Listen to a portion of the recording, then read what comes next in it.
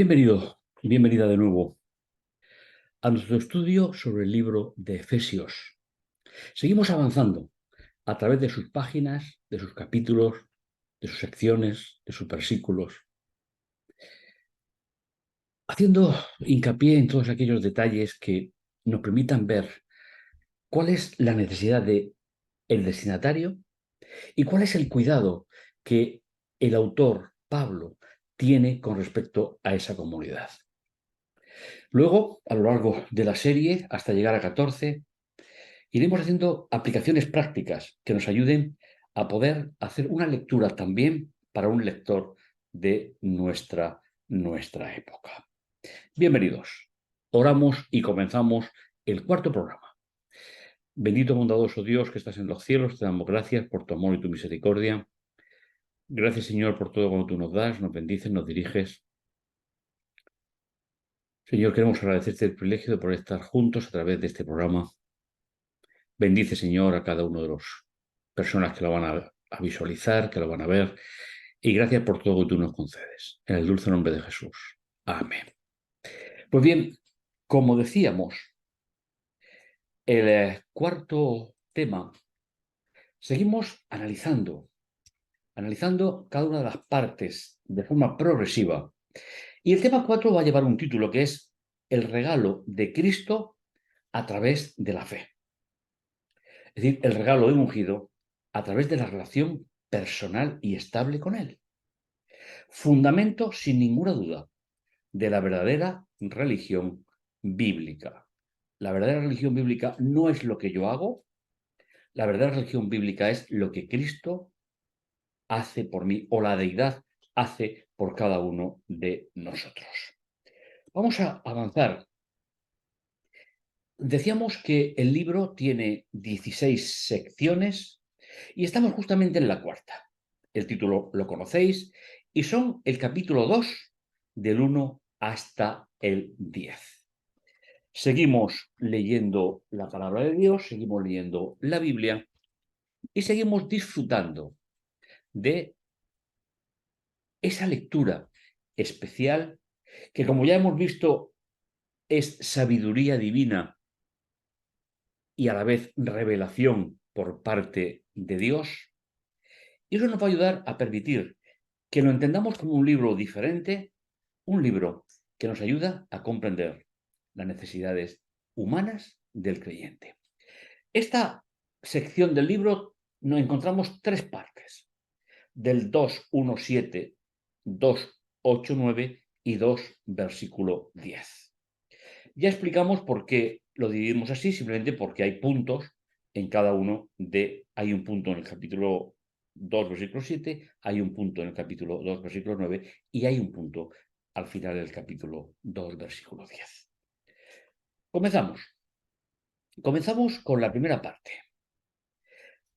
El apóstol da una sentencia que resulta bastante importante. Y vamos a ir entrando ya poco a poco también en esa parte que confecciona el contexto general de la epístola, de la carta, y nos va a ir permitiendo saber por qué escribió lo que escribió, en función, como dijimos al principio, lo que no escribió, pero que lo unía directamente con el lector real. Dice, y vosotros, estando muertos en vuestros pasos en falso y en vuestros errores en el blanco, os manteníais en estado de muerte. En primer lugar, el apóstol, donde aparece el sentido de muerte, está ligado a la naturaleza caída del ser humano, donde se cometen normalmente, y según la visión en este versículo, dos grandes errores. Pisar de forma falsa y no calcular bien los efectos de nuestras acciones, porque de forma natural eso es lo que haría que el ser humano no viviera eternamente nunca. Ya que nosotros creemos, aunque sea un tema colateral de Efesios, que no hay vida después de la muerte, sino es a través de la resurrección. no hay vida después de la muerte por naturaleza humana, sino que es la obra de Cristo en el corazón del creyente. En la eternidad, en tiempo en que seguíais los torcidos caminos de esta sociedad y las directrices del que está frente a las fuerzas invisibles del mal, de este espíritu, que el presente actúa con eficacia entre quienes se hallan en rebeldía contra Dios. Aquí tenemos ya algunos detalles que nos permitirían pues ir dándole forma poco a poco al mensaje. ¿Acaso el apóstol está diciendo que el creyente nunca puede pecar? Aunque haya personas que lo crean, esa definición traería bastantes problemas. Pero, ¿a qué se refiere cuando se encuentran en rebeldía contra Dios? Nos lo va a explicar a continuación. Y nos va a explicar esa doble función donde vamos a poder encontrar que tanto los judíos como los gentiles vivían en esta condición. Y vamos a ver una característica especial de lo que Pablo aprendió a través de su encuentro con Jesús en el camino de Damasco. Así vivíamos también nosotros. Y aquí yo quiero presentarte una realidad para la reflexión. Recordáis que en el primer capítulo hablábamos del Saulo fariseo y hablábamos de Pablo el apóstol, el seguidor de Jesús. Cuando dice, así vivíamos también nosotros, Pablo se incluye. Ya no piensa como judío, ahora piensa como hebreo. Y reconoce que cuando quiso salvarse por medio del cumplimiento impecable de la ley, no era la solución para su vida. De la experiencia del paso de Saulo a Pablo, deberemos de aprender los creyentes del siglo XXI. Porque el punto de partida no es la salvación, el punto de llegada es la salvación. El punto de partida es reconocer que tenemos una naturaleza caída y de que el pecado, aun sin ser algo querido o deseado por el creyente, seguirá estando presente en nuestra vida.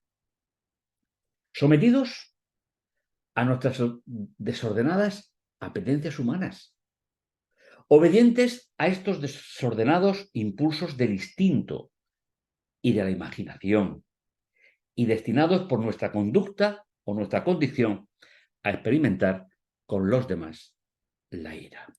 Al principio hablaba de los gentiles. En el versículo 3 nos habla de los judíos convertidos a Jesús. Y la anterior en los gentiles convertidos a Jesús. Esto nos ayuda a entender que en la iglesia de Éfeso convivían seguidores de Jesús tanto de origen judío como de origen gentil. Y aunque todavía no llegamos a los grandes momentos de confrontamiento teológico que se va a estudiar en la epístola, ya sabemos que Pablo considera como punto de partida tanto, seas de una raza, seas de otra, de toda nación, tribu, lengua y pueblo, todos, por nuestros propios medios, estamos destinados exclusivamente a la ira de Dios. Destinados por nuestra condición a experimentar. Y me gustaría comentar con vosotros. Es algo que no es la primera vez que voy a hacer, pero que resulta bastante interesante y necesario explicar. Cuando el ser humano entra en ira, está expresando un sentimiento, está expresando una decepción e incluso una incapacidad. Pero la ira de Dios no tiene nada que ver con eso. La ira de Dios no es una decepción, la ira de Dios no es un sentimiento, la ira de Dios no es una incapacidad. Por tanto, ¿qué es la ira de Dios?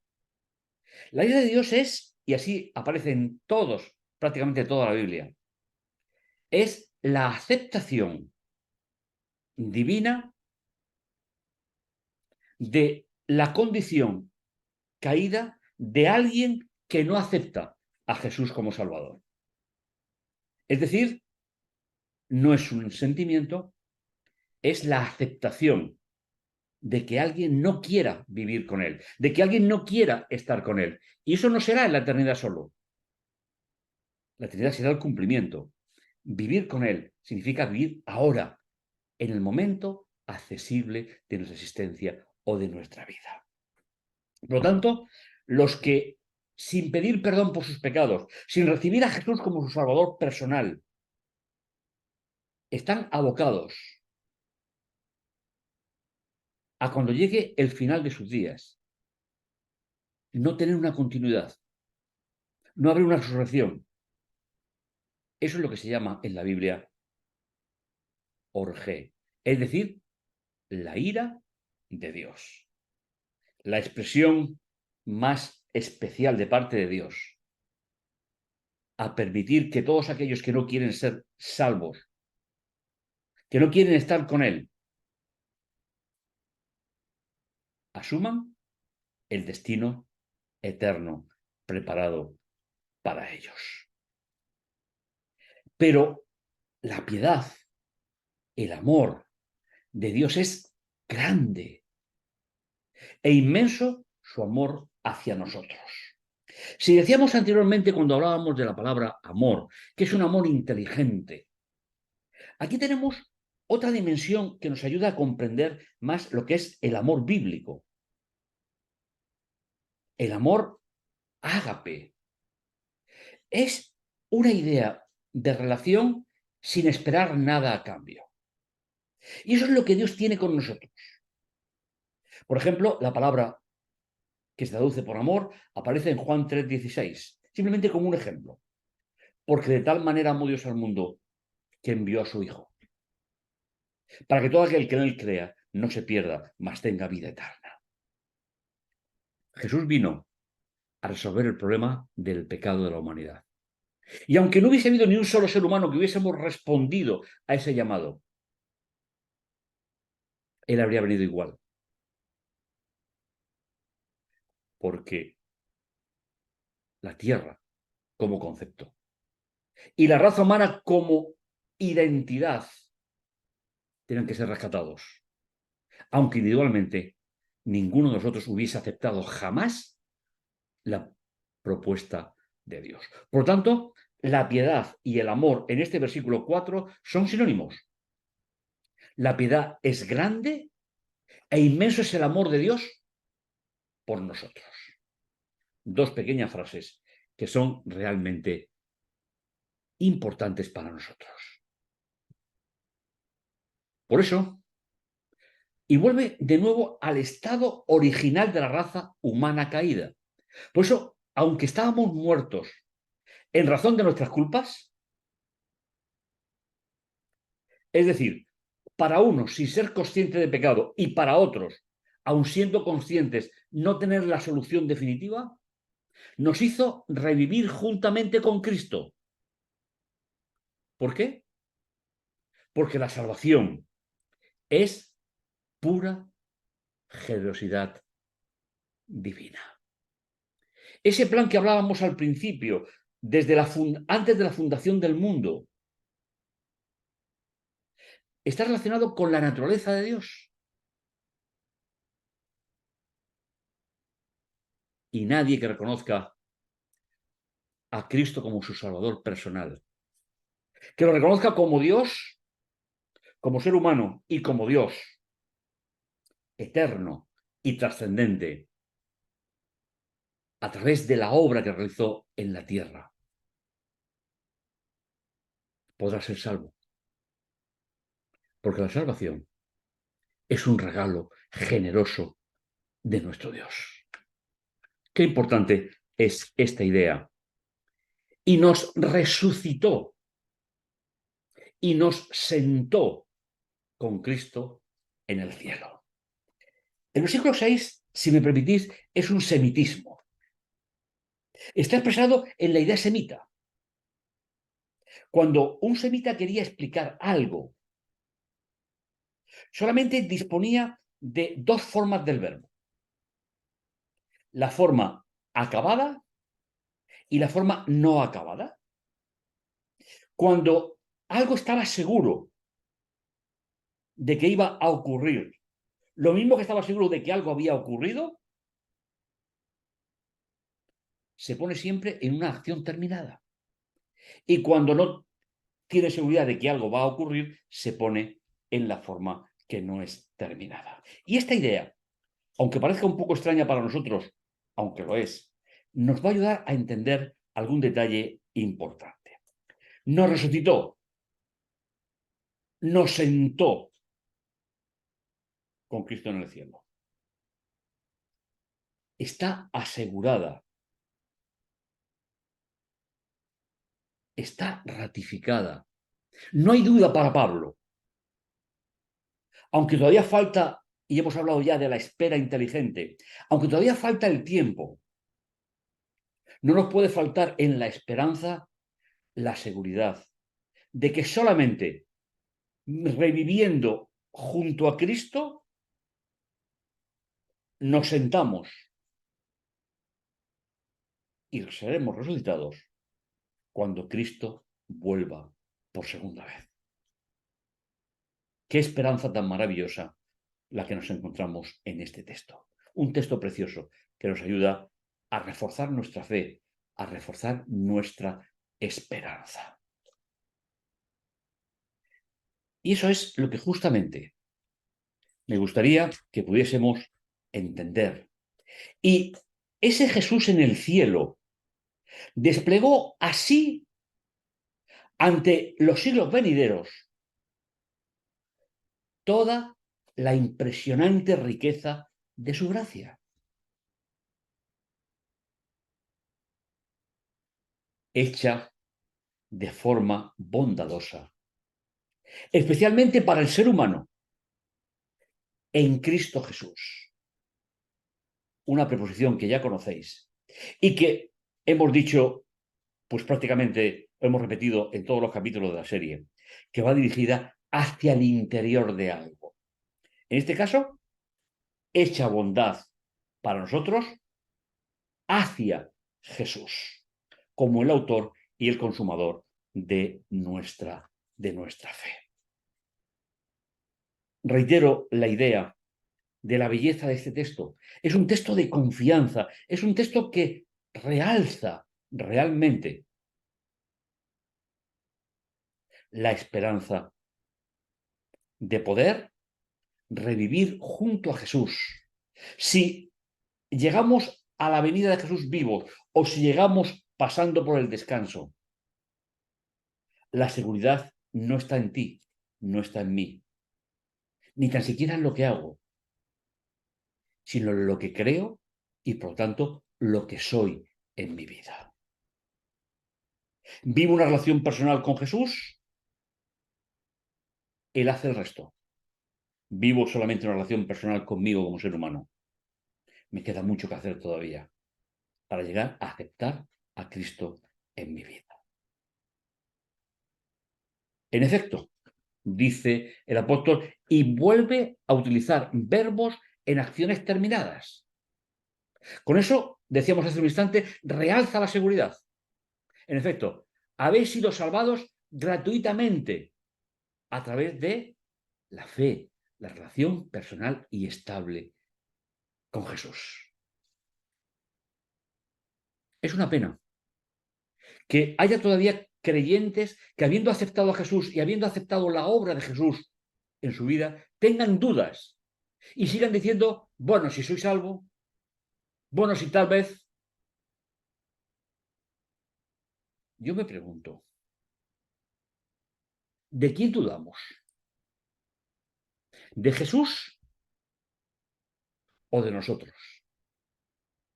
Si dudamos de nosotros, es porque todavía no hemos establecido una relación personal y estable, independientemente de lo que hacemos. Cuando la ley me muestra que he pecado, ¿qué tengo que hacer? Ir a pedir la salvación a Jesús en el santuario del cielo. habéis sido salvos gratuitamente a través de la relación personal con Jesús. Y el apóstol enfatiza la idea. Y estos dos versículos son el centro de la perícopa, el centro de la sección. Y eso no es algo que provenga de vosotros, sino es un regalo de Dios. Sabéis, de la Edad Media hemos heredado muchas cosas. No sé cuántas buenas, sí sé cuántas nefastas para la religión. Pero Dios no se rige por los conceptos humanos.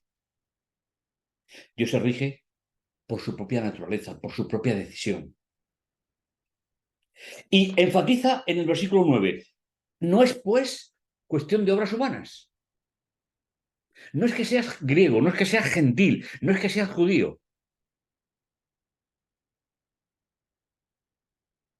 No es lo que hago. Es lo que soy a través de la revelación y a través de la sabiduría que viene revelada por Dios. No pues cuestión de obras para que nadie pueda presumir delante de nadie. Como os decía, la teología de la Edad Media sacrificó muchísimas cosas, pero la inmensa mayoría que lo hizo fue sobre la obra de Jesús en favor del ser humano.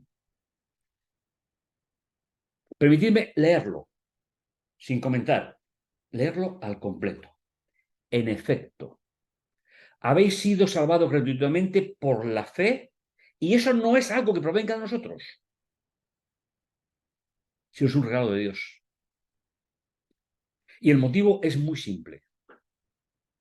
No es cuestión de lo que hago, para que nadie pueda presumir de ello.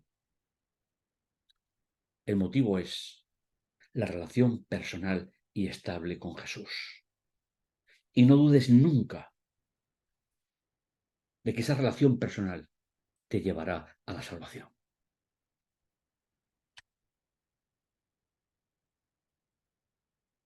Lo que somos en Cristo, a Dios lo debemos. Este texto no se refiere a otra de las ideas de la Edad Media, en el cual Dios envía lo bueno, lo malo, Dios castiga. Esa idea no está en la carta a los Efesios, sino que la salvación que tenemos en Cristo y el futuro sin muerte definitiva se lo debemos a ese plan eterno que se diseñó antes de la creación del mundo. Porque Él nos ha creado en Cristo. No somos nosotros, no es nuestra naturaleza, no es nuestra vida. Hay personas que tienen una fe que está basada en mirar siempre a sus zapatos. Y no se dan la oportunidad de mirar hacia el cielo, a través de la fe, a través de la revelación. Dice, Él nos ha creado para que hagamos el bien que Dios mismo nos señaló de antemano como norma de conducta. Posiblemente, en la mente de Pablo podría estar un texto que todos conocemos. Amarás al Señor tu Dios con todo tu corazón, con toda tu mente, con todo tu espíritu, y a tu prójimo como a ti mismo. Y el Señor no pedirá nunca nada que no podamos hacer. Esta es una idea fundamental que necesitamos profundizar en el texto, que necesitamos desarrollar en el texto para comprender el regalo de Dios.